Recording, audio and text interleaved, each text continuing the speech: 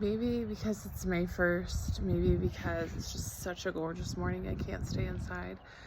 It's such a pretty morning and it's so exciting. It's such an exciting time on the farm. And I think, you know, sometimes you feel like, how close should I do these tours? But I think you're gonna see a big difference from I think it was about 2 weeks ago I did one. So let's get started. I had to stop my video because we got a delivery of a pile of wood chips, which I've been kind of waiting on for a while, and they said they might have more, so that's exciting. Let's keep going here. I've also been joined by my favorite 2-year-old. So these are spirea, I think. I did not cut off those last year, so.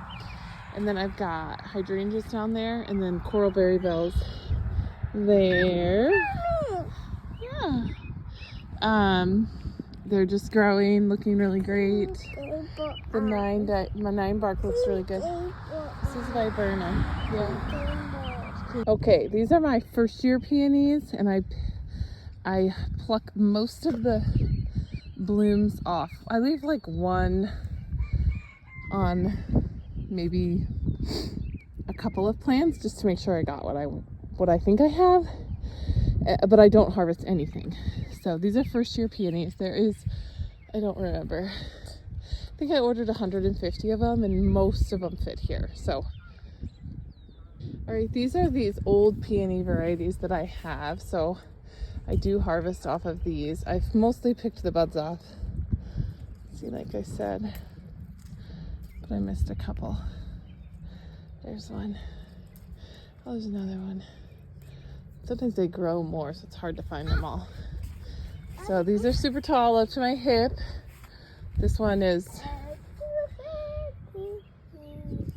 like pretty big. These are always the first, they're coral charms. And then look at my Solomon seal. I've already harvested some of these and sold them. So this is the south side of the, yeah, right there. So these are the south side of the house. So they're tall.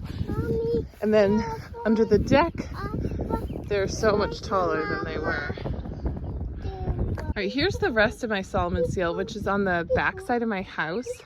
I want this all to be full of Solomon seal. And there's some random tulips that I got a long time ago, and mint trying to take over in weeds. But pretty soon this will be solid Solomon seal, which is what I want, just hundreds of stems. We'll go in a different direction this time. So there's our shed for reference, our coolers in the front of there. Actually, let's peek in there and see what's in there. These crates each have 180 tulips in them, except for the one that's half empty. So, and then these are all sold for this week to florists. So I just hydrated those. And there's my last little bit right there that I need to process and get the bulb off and get them ready to sell. Hopefully we'll sell them all next week with Mother's Day. Kitty, here is the annual area that we're gonna plant. We'll till this in a week or two.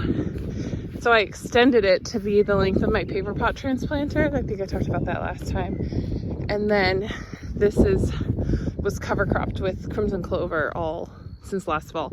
So you can see how much it's grown. It's pretty tall. Wow. All right, so it's just so beautiful up here with the flowering tree.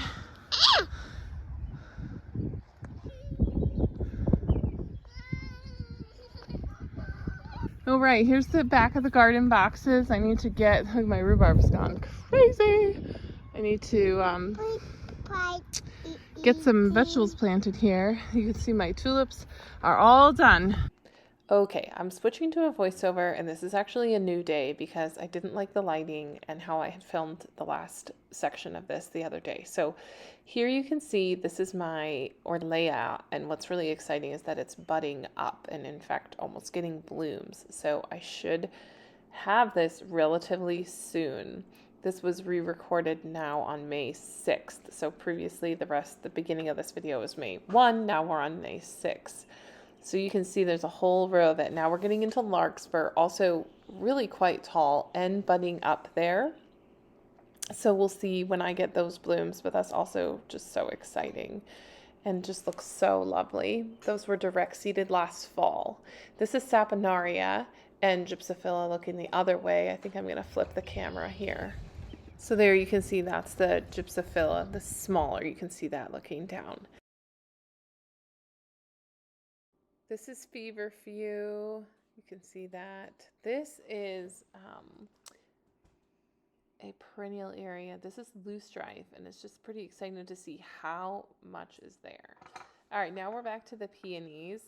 So you can see they're just really tall, growing really well. They're all budded up. I'm not sure when I'll get them, but probably in a couple of weeks. Usually the end of May, June is really our peony season here in Michigan.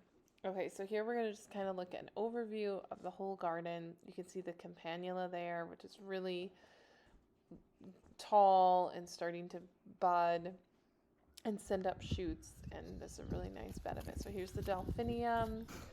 Okay, and now this is the cover crop that we're looking at. So when the cover crop blooms, and you can see the red blooms there of crimson clover, that's when you want to mow it down. So it's getting really close. These are just my garden boxes. I had planted a few things back here and I thought they were pretty. Good morning. It's a new day once again. Got my coffee, and I am trying to create these videos as a farm tour to show the farm at the state that it's at right now in the season. So I hope that you enjoy them. I'm trying to get better at them, but I'm also don't have a ton of time to dedicate to improving this skill at this time. I have a lot of ideas about different things to do. I just don't have a lot of time. So I really hope that you enjoyed it. I am enjoying making them and having a record of my farm, and it's a way for me to share the farm with others since I don't do on-site tours. So please like and comment and tell your friends about it if you think it's fun, and I will see you next time.